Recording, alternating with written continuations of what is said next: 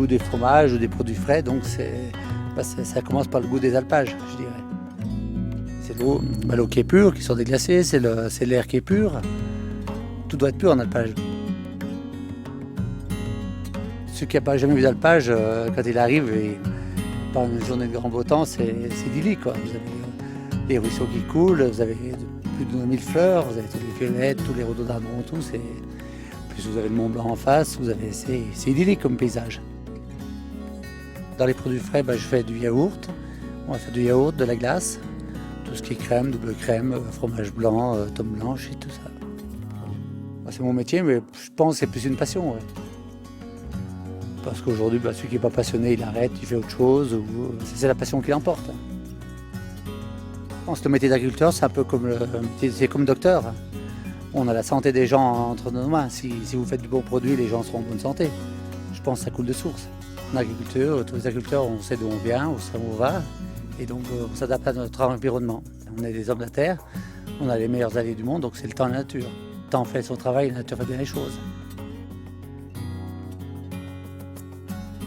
Il faut toujours s'adapter par rapport aux bêtes, par rapport à l'herbage, par rapport au fourrage, puisque chaque année, c'est jamais les mêmes. Des années sont plus sèches, il y a moins de fourrage, des fois il y en a plus. Il faut sans cesse s'adapter, et c'est vrai qu'on vit au rythme des saisons.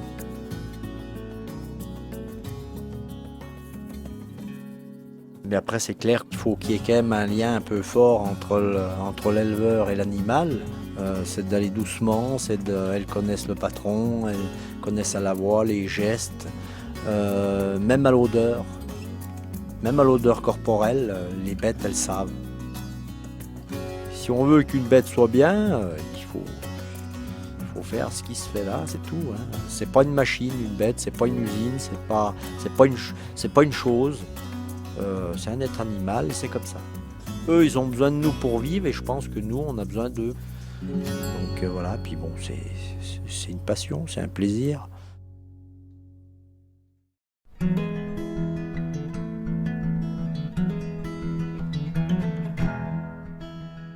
Ils ont ça dans le sang, quoi. C'est une passion. Il faut être passionné pour faire ça, sinon il ne faut pas le faire. C'est quand même agréable. On vit en plein air, dans la nature, on a le bon air, on ne faut pas compter les heures, mais on fait le travail, on n'a pas un patron sur le dos, quoi. Nous vendons la tome fermière, le lait frais à l'heure de la traite. Mon mari, Jean-Claude, son truc préféré, lui, c'est la traite tous les jours, matin et soir. Et notre fils fait le fromage. Les petits-enfants, ils donnent la nourriture aux poules, aux lapins, et ils font boire les veaux. Quand on est dans le métier, il faut le faire à fond. C'est sûr que si un de mes enfants reprend derrière, ça me ferait plaisir. Comme disait Saint-Ex, nous n'héritons pas de la terre de nos ancêtres, nous l'empruntons à nos enfants. J'exploite une ferme sur la côte 2000 qui a un cheptel de 24 vaches avec transformation fromagère derrière, donc reblochon et tome. C'est venu tout simplement, c'est mon arrière-grand-père en faisait, mon grand-père en faisait, mon père en faisait, donc on a continué à en faire, quoi. Une traite bijournalière, donc le matin et le soir. Après, une fois que la traite est finie, donc la cuve, on met la présure pour faire cailler le lait. Au bout d'une demi-heure, on décaille le caillé en petits grains pour pouvoir faire le fromage. On le découpe en petits grains. Le moulage sert exclusivement à donner la forme du fromage. On retourne dans la toile pour donner une forme homogène, puis après le salage, quoi, pour dégorger un peu le restant de lactosérum qui est à l'intérieur du fromage. Et puis pour donner aussi le petit goût, un peu plus appétant. Puis après c'est la cave. C'est vrai que la cave joue un rôle important. L'affinage, c'est les 3/4 du goût de la tome.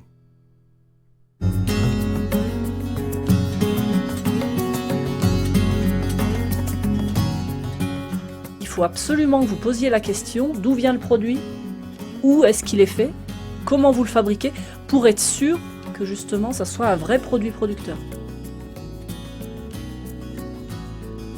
On a un troupeau d'une centaine de chèvres, on a une douzaine de brebis et on fait donc du fromage et on fait aussi de la viande avec les cabris et les agneaux.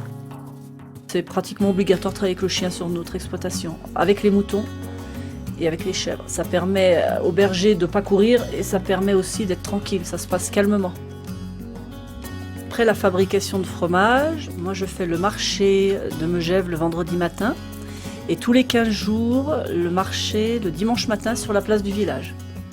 Donc sur le marché de Megève, on est groupé entre producteurs.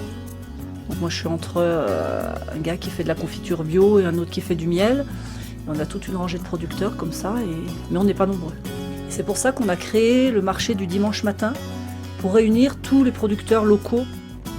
Donc je pense qu'on est actif dans le développement de la vallée, puisqu'on refuse que ça s'arrête comme ça.